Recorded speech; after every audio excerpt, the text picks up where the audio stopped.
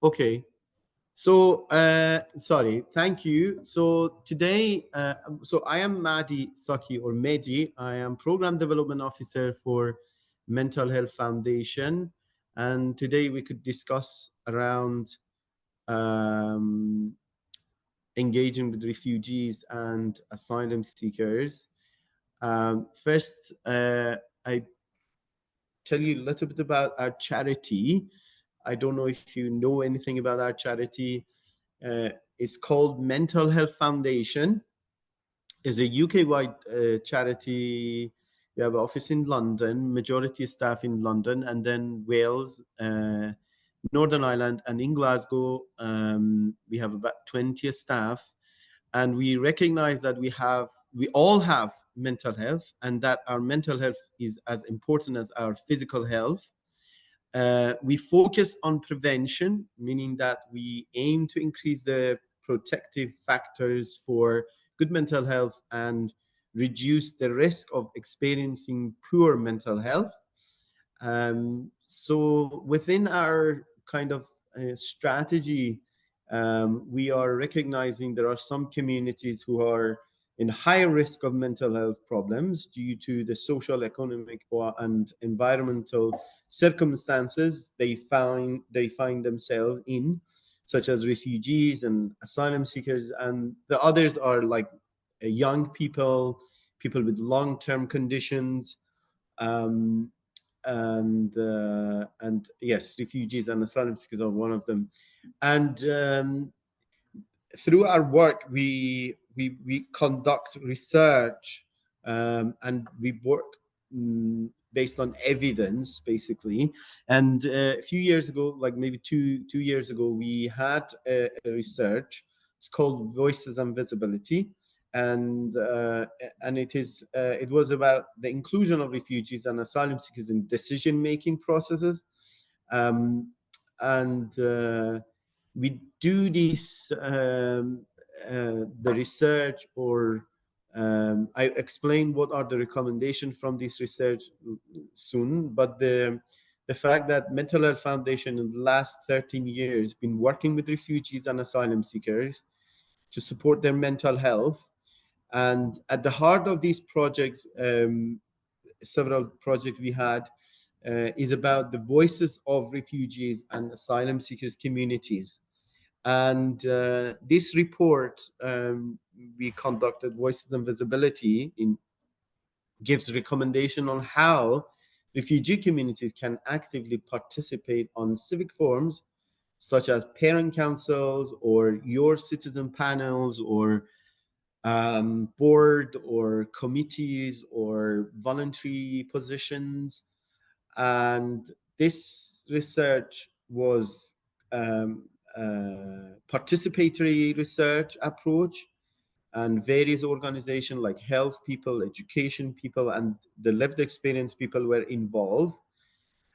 And out of this research, we are now working on two projects: Beyond Visibility, Glasgow City Council funded, which is more related to our session today and you, and Elevate, Scottish government funded. And I can explain about um, these projects in details. But we are talking about what we are going to cover today is quiz, definitions, right entitlements, impact on mental health, recommendation from Voices and Visibility, bodying, our work with transport, and some questions if you have. So I start with quiz. I cannot see you on my screen, and I would be appreciated if you answer, if you have any comments or answer through the chat box. That would be great. I don't see it, but anyway. So the question one is true or false? And these are for you to think and to answer. All asylum seekers have the right to work in the UK. Do you know the False. answer? You can just say it because we are a small group. Anyway, I think it's false. False. I think true. True. I think false.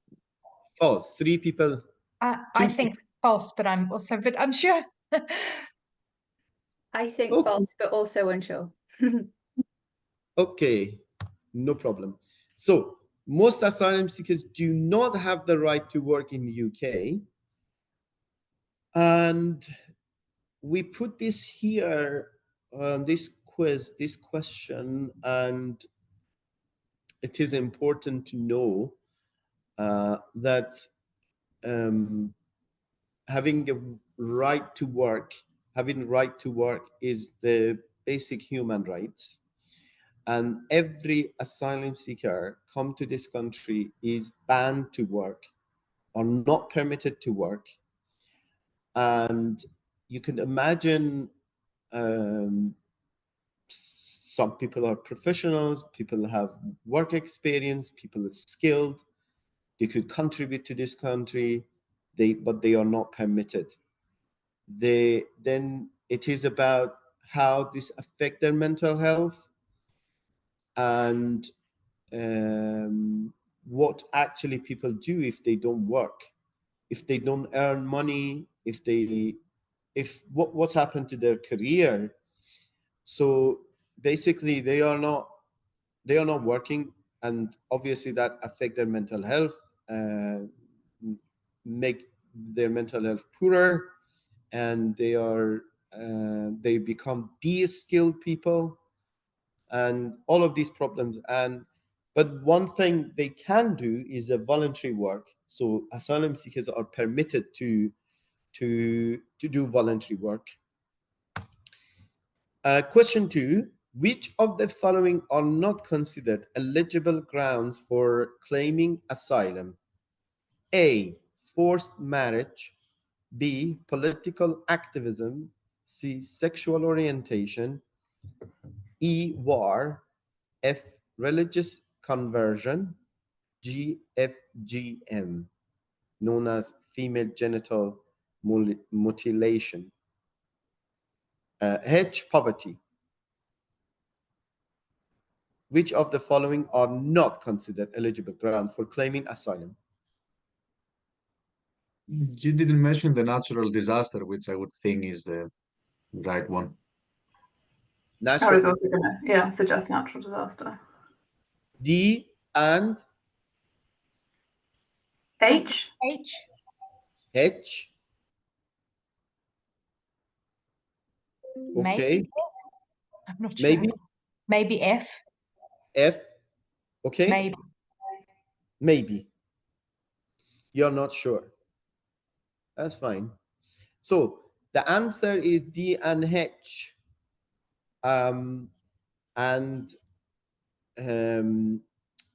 Basically, if your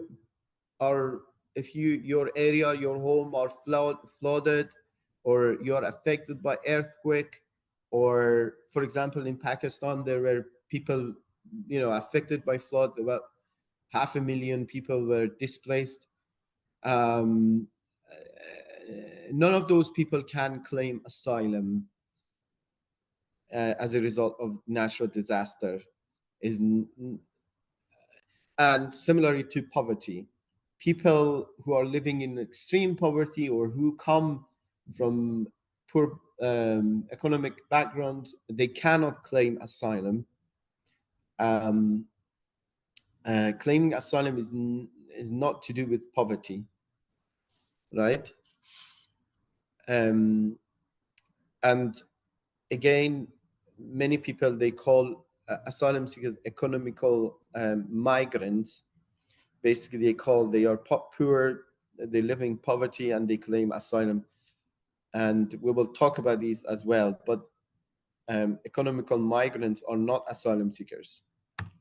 So how much financial support do asylum seekers receive from the Home Office each week? A, 73.10, B, £45, C, 250. A. It's definitely not C. Yeah. I was going to go for B. I think it's B. I'm I quite cynical. I really hope it's not B. That'd be shocking. But even Yeah, A, but pretty rough. Yeah, but A yeah. or B, but I think B. Okay. So the answer is about 46, 47 pound is B. And again, I put it there because you need to remember this is for buying clothes, food, toiletries, etc. Um, and transport. And you can imagine, say, for example, you want to have an all-day ticket today, is £5.40 in Glasgow, okay? So the people will struggle to buy food or travel to go to communities, to go to essential appointments, doctors, GPs, or lawyers. So you could imagine how people could live. Can you imagine how people could live with £45 per week, like about £6, £7 per day? They don't have work permission. And for children, it's slightly higher, maybe £5 something added to that. And and families not people not paying their rent, so that they are accommodated by home office, but for shopping or things, they only have £6 per day. And next is, what percentage of the world's refugees come to the UK? A, less than 2%, B, 5%, C, 25%.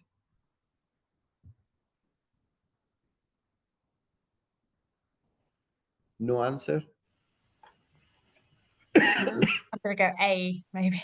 I was going to go A, less than 2. A. Two people, A. That's fine. The answer is A. Yes, good. Well done. And so why we put it there?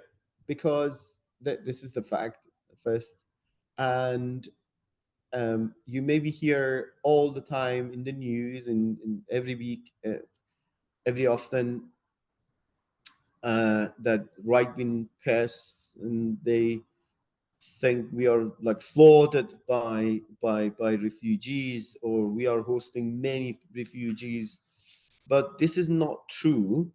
And the fact, most refugees been hosted in their neighborhood countries. For example, when the Syrian war happened, majority people went to Turkey, like 1 million, 2 million people. 1 million people went to Jordan. Or Iran, my home country, is hosting about 2 million Afghans people. And Germany, for example, they hosted over 800,000 people. And UK is hosting some refugees, but to compare with many other countries is lower.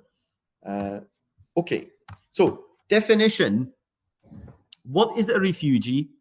A person who has fled war, violence, conflict, or persecution and has crossed an international border to find safety in another country. So we are putting these definitions here to be clear on who people are, what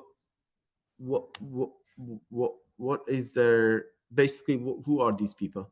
And here for refugee, persecution, the word persecution is important, because is all linked to persecution. If people being persecuted by their state through war or religious conversion, or because of their sexual background, or they are maybe women, and if they are persecuted, so they cross the international border to get a safe place. But who are the asylum seekers?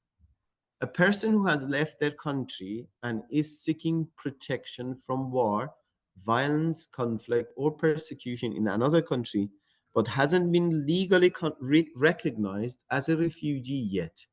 They are awaiting a decision on their asylum claim. Is anyone has any questions so far around the did you know the differences between refugees and asylum seeker?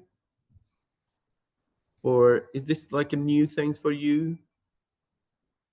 Ray has answered, or has raised their hand. If Ray, if you want to ask. I don't see who is raising hand. Sorry, I'm very sorry. Yeah, so I just had a question, I guess. Yeah, so I suppose I was just wondering also how long the system takes, on average to make that decision. How long Yes. people are kind of waiting. I don't know if you know that. Yes, good question. I didn't put the slide here about the process when people go through, but I can share with you my own lived experience. And I have worked with many, many other people, and their situation kind of similar to mine. Is person by person is different. Uh, um, the the there is no guarantee if you came today that you will be interviewed in 1 week, 2 weeks, 3 weeks. So what is the process? Very briefly, is people, when they arrive, they should have one screen interview and then the substantial interview. The first interview is quick because it's about your journey, who you are, what is your name, and your details, and they will be recorded. And then the second interview, for me, it was about 3 weeks in 2009. I came here in December 2008, and my interview was beginning of 2009. But there are many people, they've been waiting for their interview for 2 years, 1 year, 18 months, 6 months, varies. Many people are in hotels waiting for their interview. But then that second interview, after that second interview, the home office need to tell you if you are accepted or you rejected. And their decision might takes 2 weeks, 2 months, 3 months, 6 months. No guarantee, no one can pressure on them, no one can question them on why you are delaying on answering people's. And remember, during this time people can't work. And if they rejected by home office, then they can go to immigration tribunal, which I went.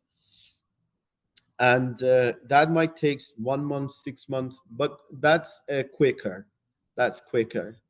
And then the decision from the court sometimes is a quick, I have to say.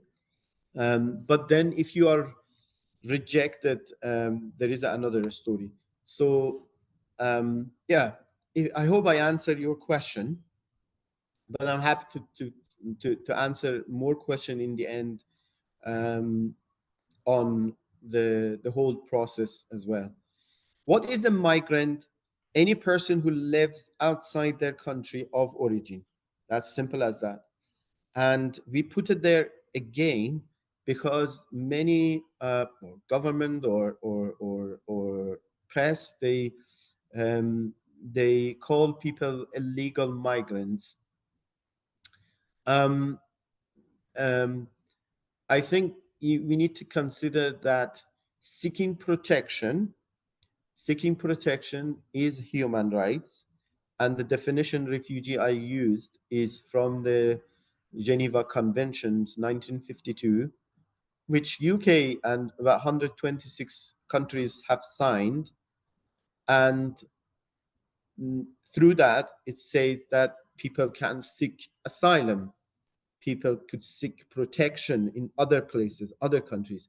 And I think you, as a human or any human, if your life is in danger, you will go away, go somewhere for safety. And you seek safety, seek protection. And you are not migrant. If you are persecuted, you are not migrant, you are not illegal, you're just seeking protection, for protection. So migrant is not somebody who's been persecuted. I had a colleague. She has another job. She's from America. She came here. She studied. She got a job. So she's living in Edinburgh. She's not an asylum seeker or refugee. She's a migrant. That's different. She choose to where she wants to live, right? You might have some migrants in your team, like European migrants, right? They are different. Their circumstances different from refugees and asylum seekers. So very quick, go through the right and entitlement. What are the rights and entitlements of an asylum seeker? I mentioned about they have no right to work. They are not like British citizens. They are not like refugees, and they have to wait until their decision made. If it is successful, it's fine. But that time, till that time, they can't work. And I mentioned they have accommodation by home office, but now they accommodate people in hotels, and now sometimes they put people in a share room, like share one room, like with two people in the hotel room. Sometimes flats, institutional accommodations, we call hotels. We mentioned how much they receive, but those people who are in hotels, they might only receive £8 or nothing. They just receive the food, breakfast, dinner, maybe. And they can't open bank account. They cannot claim any benefits. They can't vote. They can't get the driving license. Their children can go to school and they can access NHS. They can get the legal aid. But refugees are different. If an asylum seekers receive their refugee status, they get the right to work in the UK. A person with refugee status can claim benefits, open bank account, get the national insurance. In Scotland, they can vote. They can move. They can choose where they want to live. Asylum seekers, they can't choose where they want to live. Home office tell them where they should go. For example, I came to England. I landed in England, and then Home Office said you have to go to Glasgow, and they got a van with other 3, 4, 5 people, a car, and they send me to Glasgow, and ever since I am in Glasgow. What are the rights and entitlements of a destitute asylum seeker?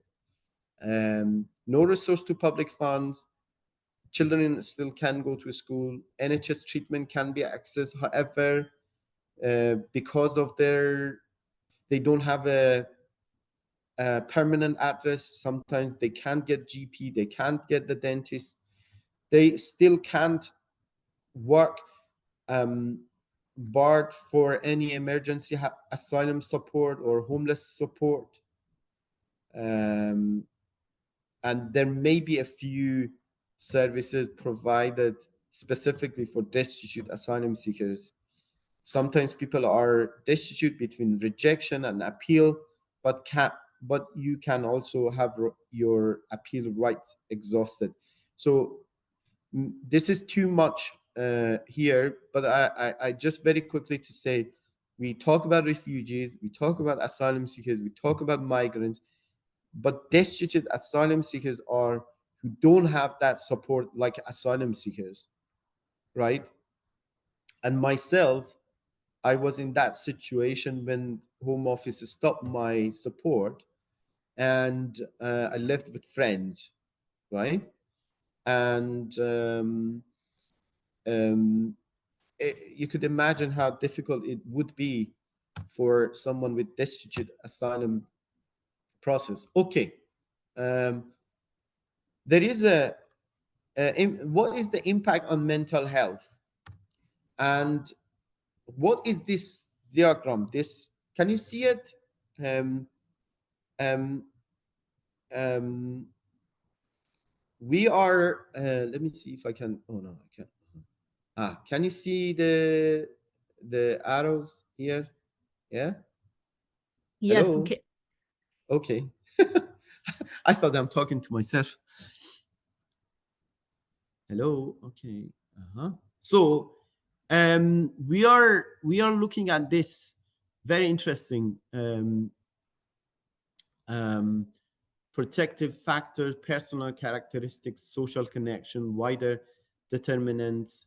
So why we think working with refugees, or how having control in your life and participation is important, huh? So if you see this, as much as you have a control in your life, you would have a better mental health. If you are participate, if you are included, you would have a better mental health. Community assets, resilience, you would have a better mental health. What we mean, what does that mean? Control here is about having voice, participate in decision making, in the structures, in the board.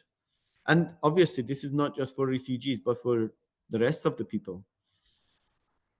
And there are wider determinants. For example, education, leisures, meaningful activities, environment, public spaces. All of these would affect your mental health. Poor education, not having education, being banned to go to a university, asylum seekers can't. That would affect their mental health, right? As much as you take part in sport, culture, art, leisures, you would have a better mental health. And poor housing is one of the big issues among asylum seekers and refugees here. And this has affected their mental health and they become poorer. Um, I think safety as well is important. And there are other personal characteristics. For example, what is your class? What is your age? Disability, ability, sexuality, and civil society, social connection. This is so important.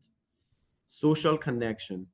If you see it's in the, civil society, community, and this is key for us here. We want to make sure our community members to take part in civil society, in the communities. If they are participate in the communities, they would have a better mental health. If they are engaging in neighborhood, in communities, they would have a better mental health. That's why we want to encourage them to be a volunteer in, for example, your organizations, whether it is in the decision making board or citizen panels. And the fact connection, social connection through this through your voluntary work is so important for their mental health. So we are looking in the lens of the mental health, how participation is important, how being part of a decision making is important, having a voice is important. And this diagram it shows, yes, this is important. If we are losing the voice, if we don't care about the lived experience people, they would have a poor mental health. Is there any question here? I might quickly tell you about a few examples we do. Is that okay? Hello? Yeah, that's absolutely fine, Mahdi. Absolutely. Okay. Because I don't see you, I think sometimes I feel I am disconnected. Anyway, for example, through our work, we have some volunteer community connectors who are taking part in health and social care public engagement group or digital citizen panel. So basically, I have made the contact with the organizations like yours or public health and social care, and looking at what structure they have, and then um, explaining to our community members about those public engagement groups or voluntary work they have, and I introduce them to them. For example, today there is something at Glasgow Life. It's called Access Panel. So through this Access Panel, the Glasgow Life Museums, they want to hear public members, their opinions on museums. So I introduced 3 people to them. 2 of those people are our graduates who went through our trainings, and the 3rd person is the wife of one of those graduates. And we hope that they would have some ideas, suggestions, views about Glasgow Life, right? So when we talk about Access Panel, that is about participation, right? That's about community. That's about civil society. That is about leisure, right? And all of those are here, right here in this picture you see in front of you. Any question here so far?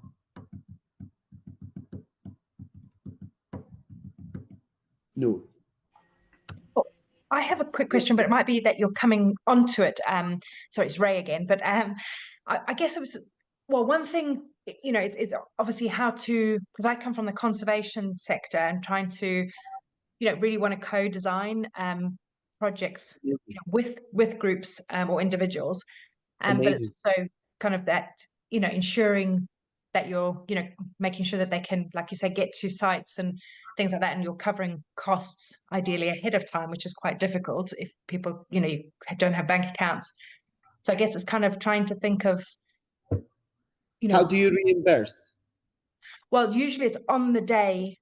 How do you reimburse their time, correct?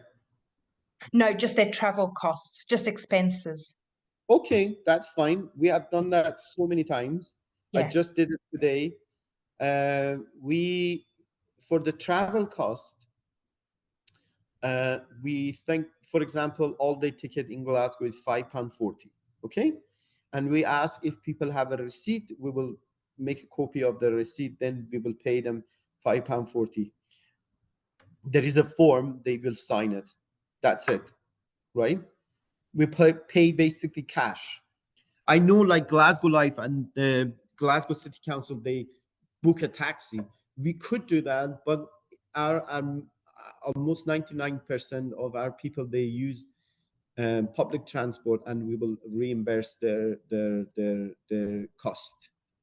In terms of something different, but kind of relevant, we sometimes cover people, we thanks people their time when they participate in consultations or or similar focus groups, like £10 gift voucher, £20 gift voucher, depends how long would be the consultation, and thanking them. And that's through our colleagues, they will send by email or by text message. So we have done that so many times, and almost every time we do same. And happy to answer anything. And I think we should cover people's cost. Our majority people, maybe they don't have that employment, and they can't afford, and we will cover that. Any other question here? I hope I answered your question. Okay. Can I go next? Hello? Oh, yes, sorry. Yeah, you did answer my question. Sorry. Yeah. Thank you. So how can being from a refugee background affect person mental health? So people with the asylum seekers, they have a higher risk of developing poor mental health because they have pre-migration experience or post-migration experiences. When we talk about pre-migration experience, such as war trauma, separation, being trafficked, being persecuted by their states, then post-migration experience, again, separation from family, difficulties with the asylum procedure, poor housing, unemployment, and loneliness. So basically, asylum seekers are 5 times more likely to have mental health needs than the general population. However, data shows that they are less likely to receive support than the general population. Yeah. So some of the recommendations from the Voices and Visibility report, and that might help for you as well. We think that what will best support refugees and asylum seekers participate on civic forums, buddying, for example, invest in a budding mentoring program within civic forums between refugees and existing members of the forums to allow the following: facilitate communication and good relations between the host communities and refugees, support access to public engagement forums, and demystify these forms for refugee communities to increase participation. So I think buddying is a very good example. We have done this with a parent council. So there are volunteers at parent council, Scottish or who were member of the parent council for long, and then they were buddying. They became buddy with a refugee or asylum seeker person, and we matched them. And we do this by contacting the parent council, contacting the school, and then the refugee parents are part of that school, their kids are part of that school. That's just an example, right? But that might applies to you as well. If you have a structure, even if you have a volunteers, whatever, and then in your committee or whatever, decision making or something, and then another person could be buddy with you in your structure,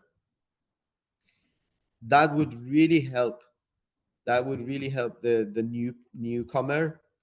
They feel they are like a friend, kind of. They are more welcome to the group, to the organization.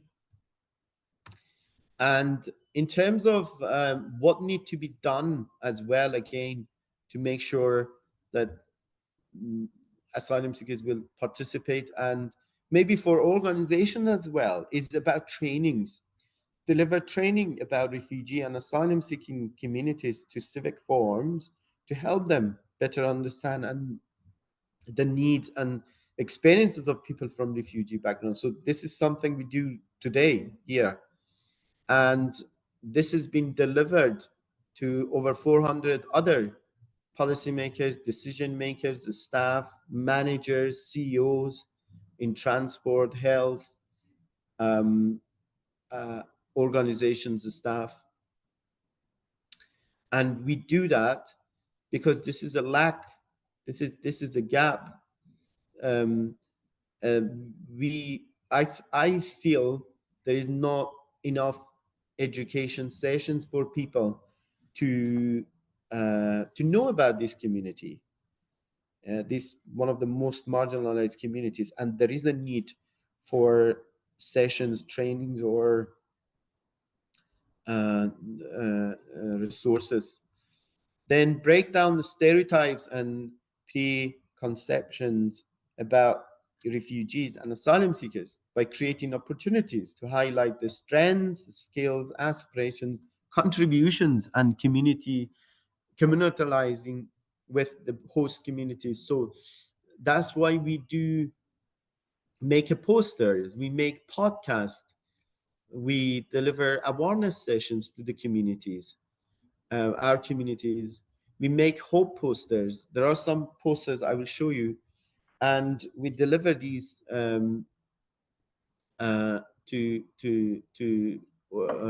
libraries. For example, we have hope posters. They have been delivered to all of the libraries in Glasgow, about 33 libraries. Our posters are there, and those hope posters are quotes from basically volunteers, lived experience people, about their what hope looks like for them. Somebody said like, oh, when I did the voluntary, that was my hope. And we took those quotes, comments, and made those posters. Through the budding, as an example of recommendations, we match. I mentioned we match refugee person with the current member of the organization, the structure, parent council, or whatever it is. People who are established life in Glasgow are paired up with people from refugee and asylum seeking communities to participate on the forum. The hope is that the refugee body can ask their body a question about being on a council or structure, and they can attend meetings together. Bodies commit to checking in with each other regularly, and we are here to support both sides. We like to replicate this within civic forums in other areas. If there is anything we could support you, what is in it for you? You will learn from the refugee background people, their costumes, their culture, their language, their experiences. And you are a volunteer yourself as well, and you're supporting a person from a refugee background to become part of Glasgow. And you will help your civic forum become more diverse and representative of all citizens, which is there are many organizations, there is a lack of diversity, and there is a need for diverse people with um, background, gender, and status in line with the equality and diversity aims. This is about the work we have done with the transport, and is just an example. We have done a survey, we have done a presentation for transport people, similar to do with it today here. We made a small a survey, and about around 300 people took part in the survey, and we made a small, like a report around what are the issues for around transport for asylum seekers. And because transport is one of the key area of work for us, so I am just trying to understand how can I go back to you. I am here. Okay. Can I stop sharing? Let me, before I leave. This is our YouTube channel. Can you see our YouTube channel? Ali? No, no, I can't. It's still because you're still on the presentation screen. How can I get out of the presentation screen? Okay, so now you're not sharing anymore. But if you would like to put the link of the YouTube into the chat, then everybody will be able to see that. Okay, so thank you so much, Ali. Yeah. Can you see me now? Yep, we can see you now. And thank you so much for sharing that really interesting presentation. I think that was some really lovely information. Real quick before we run out, does anybody else have any questions? I am happy to answer any questions you have. it would be good. Not a question, but just a reflection. Just thanks very much for pointing us in the direction of that report as well. I've found it, so I'm going to definitely have a look. And yeah, this has been really, really informative. And I'm going to get in touch with you outside of this because I have more questions. Questions. Thank you, Rachel. Thank you. Really appreciate it. Yeah. Feedback. We have a lot to offer. The posters I mentioned, they are these posters, the Hope posters, and one of them is about volunteering. There are 9 posters. We are well connected with our community members and charities, grassroots organizations. We have artist people, we have teachers, we have doctors, we have single mom, we have young people, various people with various backgrounds. They are very keen to take part and do voluntary. And I think heritage and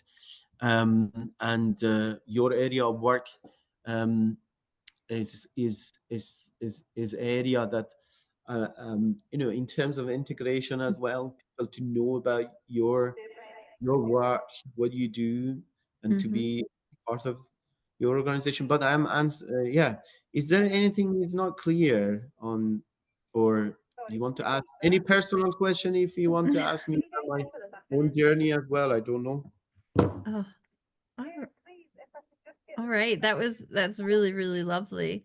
And Mahdi, do you want to put your email address in the chat? So if anybody has any additional questions later on that they could maybe ask. Yes. All right, lovely. That's so great. So we are coming to the end now. So I'm going to go ahead and thank everybody for joining us today. I hope you guys found it engaging. I know I thought it was so interesting.